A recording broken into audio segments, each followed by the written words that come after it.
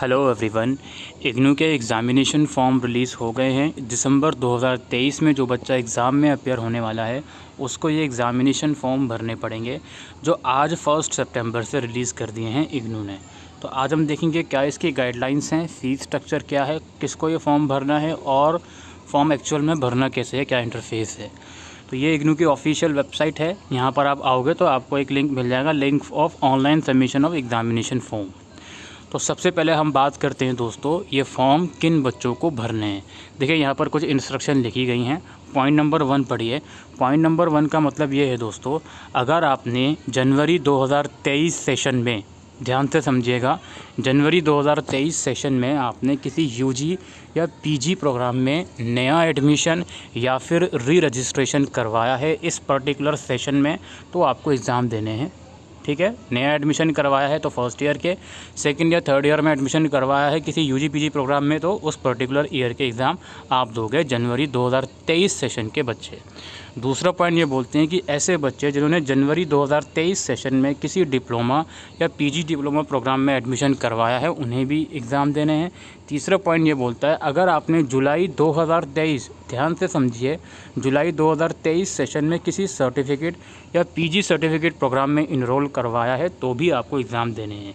Point number 4 से पहले एक पॉइंट मैं अपना ऐड कर देता हूँ। वो पॉइंट ये है, अगर आपने जुलाई 2023 सेशन में MBA, MCOM इन कोर्सेज़ में एडमिशन करवाया है, कुल मिलाकर जुलाई 2023 सेशन में आपने किसी सेमेस्टर बेस्ड प्रोग्राम में एडमिशन करवाया है तो भी आपको एग्ज़ाम देने हैं। MA इकोनॉमिक्स और MA हिस्ट्री को सेमेस्टर मोड में कन्वर्ट ज़रूर करा गया है, लेकिन जुलाई 2023 सेशन में जिस बच्चे ने MA इकोनॉमिक्स MA हिस्ट्री में एडमिशन लिया है उसके एग्ज़ाम दिसंबर में नहीं होंगे, उसके एग्ज़ाम दोनों सेमेस्टर के जून 2024 में ही होंगे। तो आपको फ़िलहाल अभी फॉर्म नहीं भरना है। इसके अलावा ऐसे स्टूडेंट जो एग्ज़ाम देने के लिए अब तक एलिजिबल थे जून 2023 तक, लेकिन किसी कारण से एग्ज़ाम नहीं दे पाए थे, तो दिसंबर में वो एग्ज़ाम दे सकते हैं। प्लस ऐसे स्टूडेंट जो एग्ज़ाम दिए हैं जून 2023 का और फेल हो गए हैं, वो भी दिसंबर में एग्ज़ाम दे सकते हैं। इसके अलावा एक पॉइंट और मैं पहले आपको बता दूं, उसके बाद आगे की हम बात करेंगे। ये पॉइंट नंबर 2 रीड करिए। इस पॉइंट का मतलब क्या है भाई, जो जून 2023 एग्ज़ामिनेशन के जो रिज़ल्ट हैं वो इग्नू की वेबसाइट पे आ रहे हैं फेज़ मैनर में।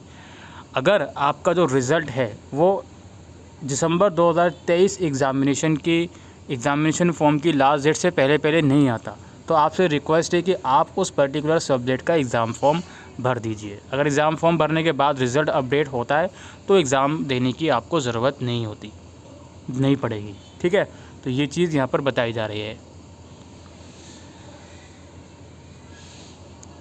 अच्छा, ये हो गया बात हमारी।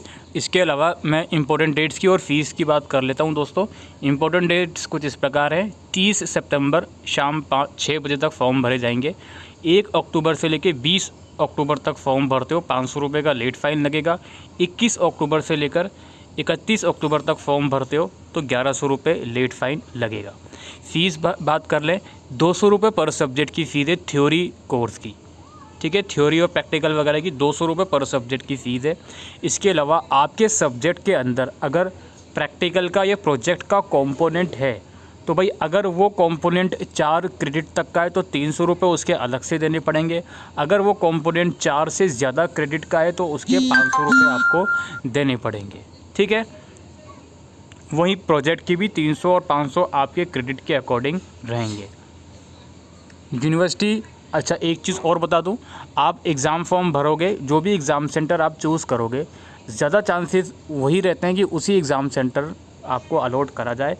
प्लस यहाँ पे एक चीज़ और बता दूं, जितना जल्दी आप एग्ज़ाम फॉर्म भरोगे उतने ज़्यादा चांसेस रहते हैं कि वही सेंटर आपको अलॉट हो। अदरवाइज़ यूनिवर्सिटी क्या करती है कि आपको नियर बाय सेंटर दे देती है, तो इस चीज़ का थोड़ा सा ध्यान में रखिएगा। बाकी प्री रिक्वेस्ट साइट यहाँ पे लिखे हुए हैं कि एग्ज़ाम से पहले आपका रजिस्ट्रेशन होना चाहिए, असाइनमेंट सबमिट होने चाहिए। असाइनमेंट का थोड़ा क्लेरिफाई कर दूँ, बहुत से रीजनल सेंटर ने अभी असाइनमेंट लेना शुरू नहीं करे हैं, तो आप असाइनमेंट फिजिकली या ऑनलाइन जिस भी मोड में आपको सबमिट करने होंगे in future as per your guidelines, तो उससे पहले भी आप ये एग्ज़ाम फॉर्म भर सकते हो, कोई आपका लॉस नहीं है। अल्टीमेटली असाइनमेंट तो आप सबमिट कर ही दोगे एग्ज़ाम से पहले। ठीक है, तो ये सब चीज़ें इसमें लिखी गई हैं। और कुछ कंडीशंस होती हैं जिसमें एग्ज़ाम डेट्स क्लैश करती है, तो उसके लिए इग्नू रिस्पॉन्सिबल नहीं है। लाइक आपने 2 प्रोग्राम में इनरोल करवाया हुआ है, एग्ज़ाम डेट क्लैश कर रही है, तो इग्नू रिस्पॉन्सिबल नहीं है।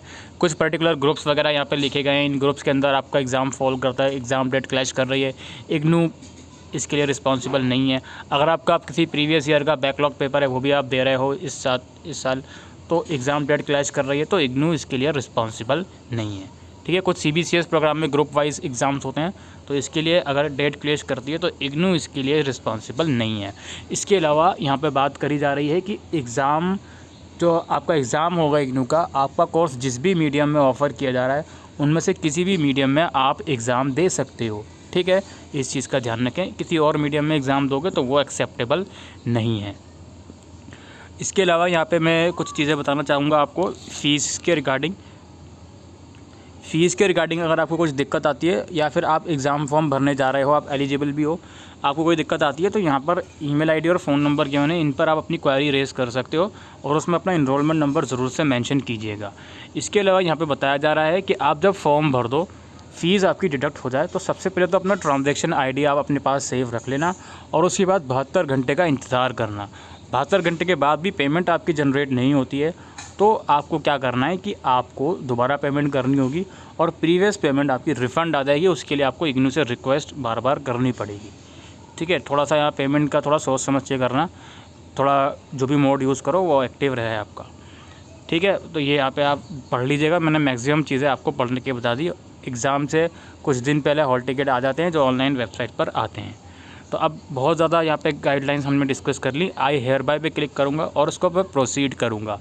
उसके बाद यहाँ पे इनरोलमेंट नंबर डालूँगा, अपना प्रोग्राम सेलेक्ट करूँगा और एग्ज़ाम सेंटर रीजन का मतलब ये है कि जिस रीजन में आप एग्ज़ाम देना चाहते हो। ज़रूरी नहीं है आपका रीजनल सेंटर अगर दिल्ली में पड़ता है तो आप दिल्ली चूज़ करो।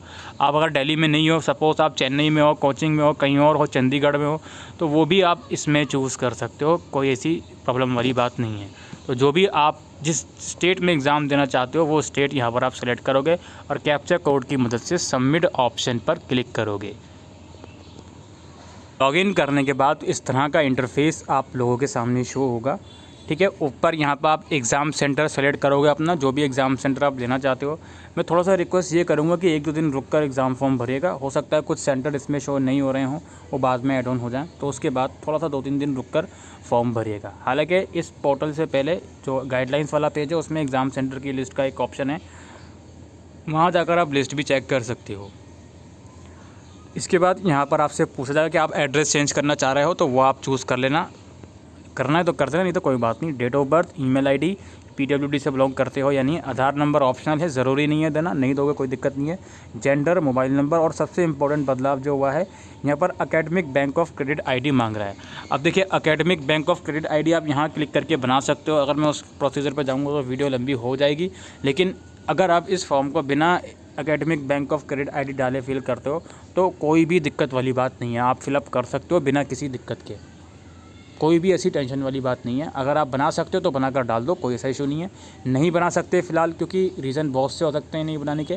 किसी का आधार नंबर से फ़ोन नंबर लिंक नहीं है तो OTP नहीं आएगा और डिजीलॉकर अकाउंट नहीं बनेगा, तो वहाँ दिक्कत आ सकती है। ठीक है, तो बना लिया तो अच्छी बात है, नहीं बनाया तो कोई ऐसी बात नहीं है। इन फ्यूचर इसको देख लीजिएगा।